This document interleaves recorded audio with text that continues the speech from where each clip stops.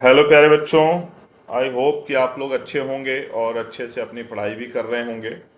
आज मैं आपको सिखाने जा रहा हूँ कि how to prove that √3 is a irrational number. देखो, इरेशनल नंबर क्या होता है बेटा, आपको पता होगा बेसिक चीजें कि जिसको हम p बाई क्यू के फॉर्म में रिप्रेजेंट नहीं कर सकते। यहां पर दो चीजें हैं। पहला तो p and q are integers, बल्कि शॉर्ट में कहूं तो p and q are coprimes are coprimes. ठीक है, ये जो है ये को प्राइम है। ठीक है, उसके अलावा को प्राइम का मतलब ये होता है बेटा कि p और Q में एक ही कॉमन फैक्टर है और वो है वन। सिंपल, ये वन, इसके अलावा कुछ भी कॉमन फैक्टर नहीं है। ठीक है, चलिए ध्यान दीजिएगा। सबसे पहले जब हम शुरुआत करेंगे तो हम लिख लेंगे कि let √3 is a rational number. हमने इसको एज्यूम कर लिया कि ये जो √3 है बच्चे, वो एक रेशनल नंबर ही है। ठीक है, तो ऐसे में हम ये जो √3 है इसको बड़े आराम से लिख सकते हैं a/b या फिर p/q, आपकी मर्जी है ना। यहां पर हम एक काम कर देते हैं, इन दोनों को स्क्वायरिंग बोथ साइड कर देते हैं। ठीक है,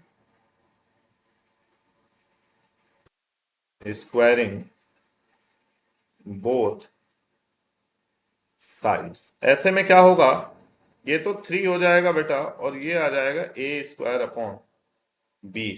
सीधे आप इसको ऐसे लिख सकते हैं a² = 3b²। ठीक है, और a² = 3b² अगर लिख लिए आप, तो आप देखिएगा ध्यान से।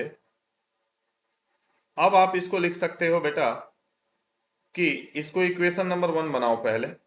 साफ साफ आपको दिख रहा है कि ये जो नंबर a² है इसके दो फैक्टर हैं। इसके दो फैक्टर हैं, कौन कौन से?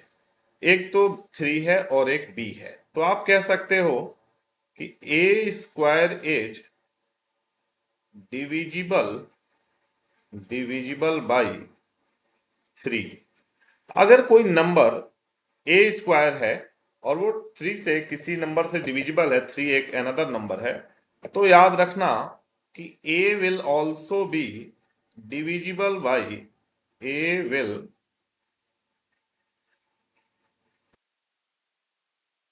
a will also be divisible by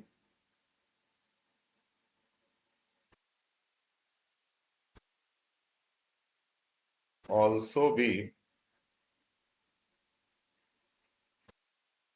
divisible by 3। यहां पर आप लिख सकते हैं, so put a equal to 3c in equation 1। हो सकता है सी कोई जो है ना इंटीजर ही होगा, 1 2 3 4 ऐसे। तो जब आप इसको रखोगे बेटा 3c का होल स्क्वायर, तो ये हो जाएगा आपका 3b²। कैंसिल होके b² आएगा 3c²। आप कैंसिल कर लीजिएगा आराम से, स्क्वायर करने पे ये 9 आएगा। Here b² is divisible by 3, so b will also be divisible by 3। अब आप ध्यान दीजिएगा, ध्यान देने वाली बात आ गई आपके पास। Here 3 is a common factor 3 is a common factor in both a and b, which contradicts which contradicts the fact that a and b are co-primes। आगे आप लिखेंगे this is due to our incorrect assumption. ये ऐसा क्यों हुआ? ऐसा हमारे incorrect assumption की वजह से हुआ। ठीक है। सो √3 is a irrational number, hence prove. HP यानी हेंस प्रूव। ठीक है। अब यहां पर थोड़ा सा आप लोग ध्यान देंगे बच्चे, है ना, थोड़ा सा आप इसको ध्यान देंगे। क्या ध्यान देंगे वो समझिएगा जरा, है ना।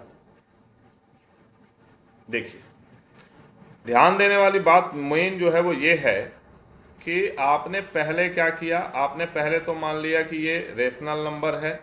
इसके बाद आपने देखा कि ए का एक फैक्टर 3 बन गया, उसी तरह बी में भी एक फैक्टर 3 बन गया, और ये को प्राइम नहीं हुए, क्योंकि को प्राइम होते तो केवल एक फैक्टर होता और वो भी 1। ठीक है। जैसे आप एग्जांपल ले लें 3 और 5, तो आप 3 का प्राइम फैक्टर लिखोगे तो 3 इंटू 1 होगा, 5 का लिखोगे तो 5 इंटू 1 होगा, तो इसमें केवल 1 कॉमन होता।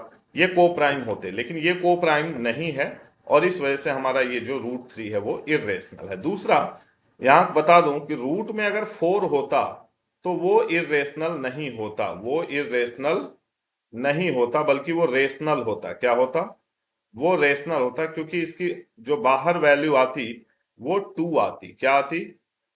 2 आती। ठीक है। लेकिन अगर रूट में ऐसे ही आप 5 ले लें, क्या ले लें?